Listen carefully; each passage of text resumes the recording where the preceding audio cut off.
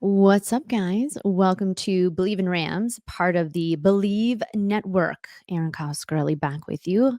Be sure to subscribe, comment, rate, and follow this podcast. You can, of course, also catch us on Bleav TV and follow us on all the socials. Bet Online is your number one source for all your summer sports this season, from MLB, golf, NBA, and NHL playoff stats. All the latest stats, news, and scores available to follow your favorite teams. Get the latest odds and lines, including the latest team matchups, player props, and odds on just about every sport out there. Head to the website today or use your mobile device to get in on the action. Bet online, where the game starts. We have, as always, a very dynamic guest today. She is the host of FS1's Speak. She is also the co host of a lifestyle podcast called Too Personal. She does this alongside Taylor Rooks. And she also has a show on Fuse with MJ Acosta. Like a Girl, season 2 is launching later this fall. She is one of the best, most interesting, most authentic sports media personalities.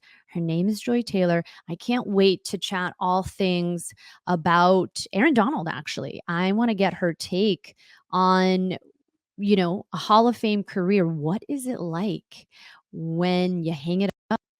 Obviously, she had a brother, Jason Taylor, Hall of Fame career. She got a front row ticket to what that is like. So I'm going to ask her all about that. I'm going to ask her about what modern day athletes are going through from her perspective. She is 100% real and honest and authentic. And that is what I love about her. Let's get this party started. Joy Taylor, thank you so much for making some time to jump on the show. I love what you do. Actually, one of the things that I love most about you is you keep everything really real. You keep everything very real when it comes to how you see things, whether it's on your show on FS1, your Too Personal podcast, which I love that you're doing with Taylor Rooks. You guys are so good. But what I love about it, and it's why I love what I do, it's because I look at sports as a microcosm for life. Whether how we deal with pressure, how we deal with imposter syndrome. And what I feel like you've done such a good job is fuse the two together. Do you love that aspect of your job, being able to sort of talk about real life, but also mix it up with the world of sports? Well, thank you for having me. It's good to see your face, and I love what you do also. Um, yeah, I think that's what's so cool about sports is that it is a microcosm of society, and we are watching humans achieve these otherworldly, demigod type of accomplishments.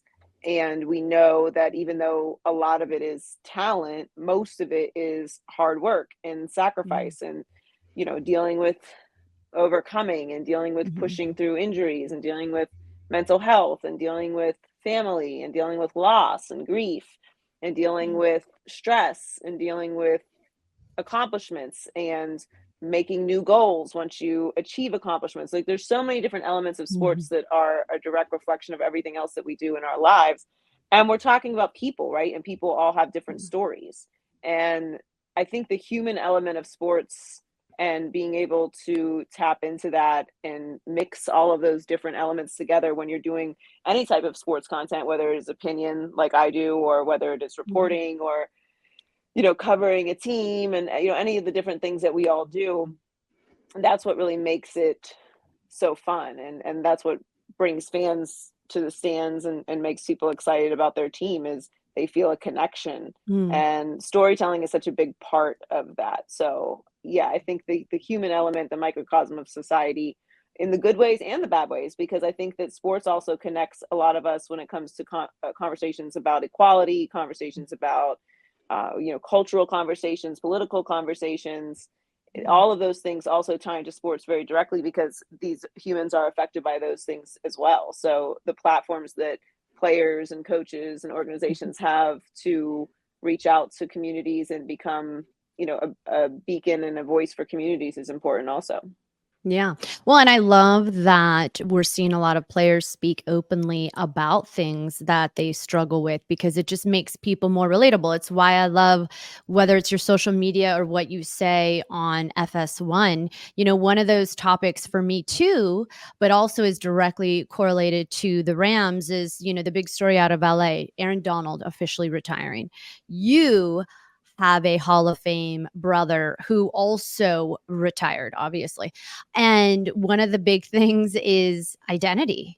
I can relate to that even as a broadcaster. And if my identity is so enmeshed in my career, sometimes I struggle with who's Erin the person and who's Erin the broadcaster. Take us into, I mean, we don't know what Aaron Donald is going through, but obviously you had a firsthand experience with how was it hard for your brother to hang it up? How was it for you? How was it for the family? What's going on for the Donald family right now, having to sort of hang up this illustrious career that he had as a football player? So I remember when my brother told me that he was going to retire. We were at his house in Florida, and he just kind of just like brought it up. He was like, "Yeah, I think this is going to be my last season." And I was like, "Wow, like, well, why? Like, do you feel like you physically can't play anymore? Do you not want to play anymore?" And we talked about the reasons why he was ready to retire. And obviously the physical part of it always plays a bit of a role, even if you are still playing at a high level. We don't know what's going on internally. And football is obviously an incredibly physically demanding sport, and it is a collision sport. So there comes an exhaustion point with having to get ready for every single season, knowing at the beginning of the season Mhm. how long this is about to be and how much training you're going to have to do, and going through OTAs and going through training camp and going through the long season. And when it comes to your body, that's a lot. But also there is that element of entering a new chapter in your life. And my brother and someone like an Aaron Donald obviously were blessed to play a long time in the league and make a lot of money. So that also, I think, aids in a lot of ways when you're talking about retirement. Okay, like, are we retiring? Are we transitioning into the next phase of life? Like, how you are set up financially obviously plays a massive role, I think, in this decision that doesn't necessarily translate to all players when they are retiring. But what do you do next? How do you Mhm. replace that competitive energy that you have? There's no way to replace the feeling of a player walking into a stadium and there's tens of thousands of people cheering your name and screaming for you. Like, that can't really be replaced. But there are other things. There is coaching, there is broadcasting, there is being an agent. Like, there's ways to stay near and around the game, and near and around that energy, but there is no direct translation to that particular experience. But it is a weird, and I don't say weird, but an interesting elements of being a professional athlete that I always find fascinating is we really kind of shun people from saying that they are thinking about retirement, right? Like, we always say, "Oh, if you're thinking about retirement, then you're already kind of retired," which I don't think is true. I think you have to think about retirement. Like, you have to think about how it looks when it ends. Do you want to be hobbling to the end? Do you want to walk out on top? What are the goals that you want to achieve before you hang it up? And are you willing to hang it up before you get to those benchmarks? How Mhm. important does being available and around for your young children, if you have them, or your wife? What else do you have going on in life that you might be interested in? Have you found a passion outside of sports? Do you have other businesses that you work on, so that you're not sitting at home, doing nothing and thinking about all the things that you're missing? I don't think there ever is a true replacement for playing professional sports. I don't think there's a replacement for the locker room. There's no replacement for that feeling, of walking into the arena. But I think there are ways that you can find and reinvent yourself. But it is a process, and it is, to your point, attached to your identity. Who are you, the person? Not you, the athlete. Not you, your Mhm. job. Not you, your career. And sports is a very interesting, a very unique thing, because most of our careers we can do for Right. our whole lives, and we retire when we're ready to not work anymore. And that's not the case with sports, because you are not going to play sports for your entire life. So yeah, it is a process. There's a support, there's a transition. Um, but it is really something that I think the athlete has to take seriously and be gracious with themselves, because Mm, you've likely played the sport your whole life, or sports your whole life. You know, right. you've been in a competitive space since you were a child. This habit, this formula, this schedule has been a part of your life for as long as you can remember. All of that is going to change. You don't have to do certain things at certain time of year. Unless you go right into coaching, obviously, you're going to have a completely different schedule. You're going to have different demands, and all that's just a lot to change. But think about how hard that is, because as an athlete, you're sort of attached to this performance identity where either it becomes transactional, whether mom and dad are like, oh my God, good job, little Tommy. Or later on in life, you use it to get acceptance. Like, what do you think? And by the way, I can relate to it. I was an athlete growing up, and I was used to someone telling me what time to get there, what uniform to wear. This is the opponent. Like, the mindset of the athlete is so complex because they just don't, it's like they're, unless they're like a tennis player or a golf player, they're attached to this team identity. In your opinion, and I want to be respectful of your time, but in your opinion, because you're on a set with pro athletes, former pro athletes, what do you think the hardest thing the modern athlete today is trying to navigate? While they're still playing, Yeah.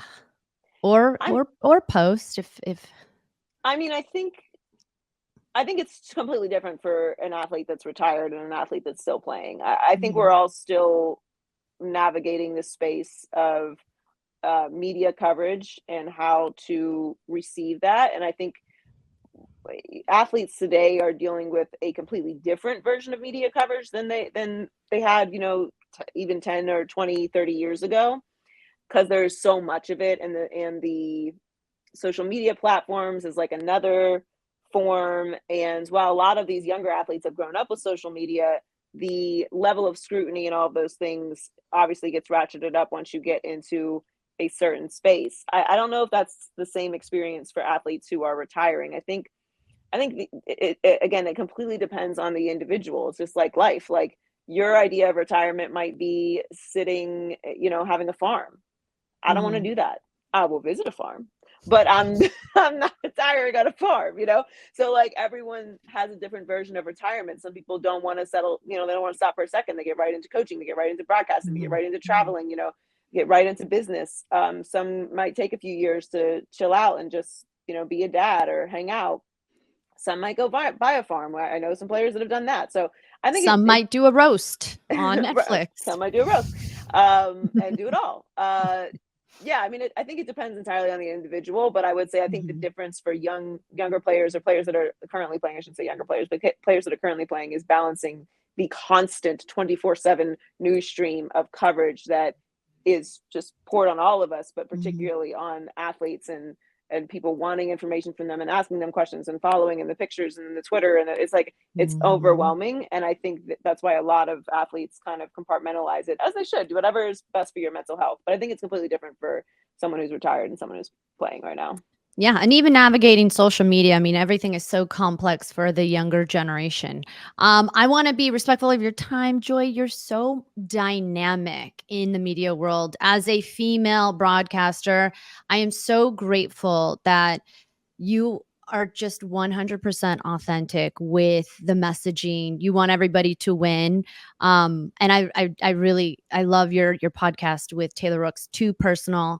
Uh, Listen to it on where you get your podcasts. Thank you so much for jumping on and shedding some light on, just this world of what athletes may be going through. You have, of course, like a front row ticket to what Jason Taylor went through. So I'm grateful that I got some time with you. So thank you so much, Joy. Thank you. I really appreciate it. I'll be back anytime.